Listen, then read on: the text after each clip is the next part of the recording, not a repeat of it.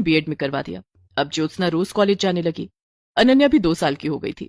एक दिन, मम्मा मुझे भी आपके साथ कॉलेज जाना है।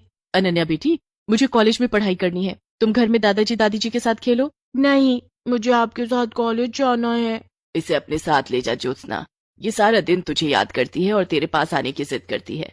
तेरे साथ कॉलेज जाएगी तो इसका दिल बहल जाएगा। उस दिन ज्योत्सना अनन्या को अपने साथ कॉलेज ले गई। ज्योत्सना की क्लास में सब अनन्या को बहुत प्यार करने लगे। कोई उसे चॉकलेट देता तो कोई उसके साथ खेलता। तभी ज्योत्सना ने देखा कि राजन अनन्या को अपनी गोद में लेकर उसके साथ बातें कर रहा था। राजन ज्योत्सना की क्लास में पढ़ता था। क्या बात है राजन, अनन्या परेशान तो नहीं कर रही है ना? अरे नहीं, बहुत प्यारी बच्ची है। इससे बातें करके मुझे अपना बचपन याद आ गया। तुम इसे रोज अपने साथ लेकर कॉलेज आया करो। अब ज्योत्सना रोज अनन्या को अपने साथ कॉलेज लाने लगी। धीरे धीरे राजन ने अनन्या के साथ गहरी दोस्ती कर ली। अनन्या के कारण राजन और ज्योत्सना में भी गहरी दोस्ती हो गई। दोनों एक दूसरे के करीब आने लगे।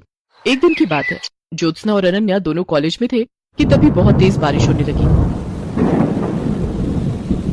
ओह, अब मैं घर कैसे जाऊंगी? ज्योत्सना के चेहरे पर चिंता की लकीरें देखकर राजन उसके पास आया और बोला, क्या बात है ज्योत्सना, परेशान क्यों? देखो न राजन, बाहर कितनी तेज बारिश हो रही है। मैं अनन्या को लेकर घर कैसे जाऊंगी? बाहर बस स्टॉप पर भी पानी भर गया होगा। तुम फिक्र मत करो, मैं अभी ऑटो बुला कर लाता हूँ। राजन कॉलेज से बाहर गया।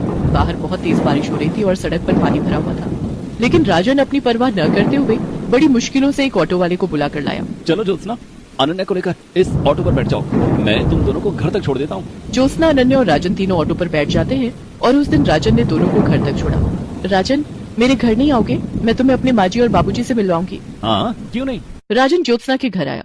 ज्योत्सना ने उसे पंकज और सुभद्रा से मिलवाया और बताया कि कैसे राजन ने तेज बारिश में भी भीगते हुए उसे और अनन्या को सुरक्षित घर तक पहुंचाया। ये तो तुमने बहुत अच्छा किया बेटा, वरना ये दोनों कॉलेज में न जाने कितनी देर बारिश रुकने का इंतजार करती रहती। राजन बेटे, तुम आते रहना और कॉलेज में ज्योत्सना का ख्याल रखना। उस दिन के बाद से राजन अक्सर ज्योत्सना के घर आने लगा और अनन्या के साथ ढेर सारी बातें करता। धीरे धीरे दोनों की पढ़ाई पूरी हो गई और उन्हें सरकारी स्कूल में शिक्षक की नौकरी भी मिल गई। एक दिन, सुभद्रा, क्या ज्योत्सना को अपनी जिंदगी नए सिरे से शुरू नहीं करनी चाहिए? आप क्या कहना चाहते हैं? मैं चाहता हूँ कि ज्योत्सना की शादी हो जाए, वो अपना घर बसा ले, अनन्या को भी पिता का प्यार मिल जाएगा। लेकिन ज्योत्सना से शादी करेगा कौन? मेरी नजर में एक लड़का है। हाँ, कौन है वो? राजन।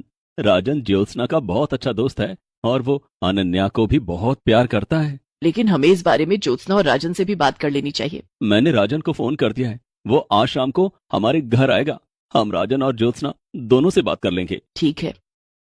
शाम को जब ज्योत्सना स्कूल से लौटी तो उसने देखा कि राजन उसके घर आए हैं और उसके सास ससुर से बातें कर रहा है। अरे राजन, तुम कब आए? अभी भी आया हूँ। दरअसल मुझे अंकल ने बुलाया। ज्योत्सना बहू, मैं तुम दोनों से कुछ बात करना चाहता हूँ।